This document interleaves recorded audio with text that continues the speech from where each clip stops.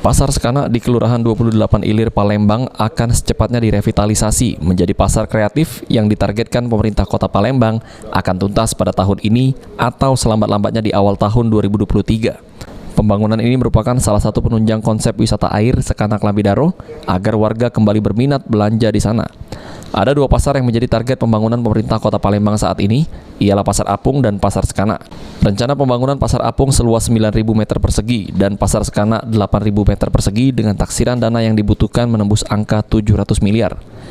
Wali Kota Palembang Harno Joyo mengatakan akan mendahulukan pembangunan Pasar Sekana karena untuk menunjang objek wisata air Sekana Klambidaro. Pihaknya menargetkan pengerjaan revitalisasi pasar ini akan selesai di tahun ini.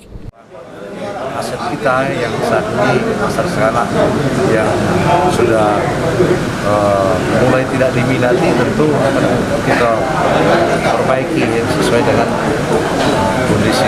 Pak, tadi dapat bocor kalau untuk pembangunan itu sampai benar-benar 770 miliar. Kita sebenarnya kita dari mana? Dari CSR atau kita murni APBD? Nah, itu kan sudah dibuat oleh Pak Raymond melalui secara dibagi-bagi kan.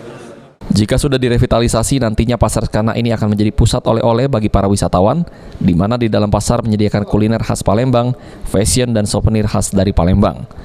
Irawan, PAL TV.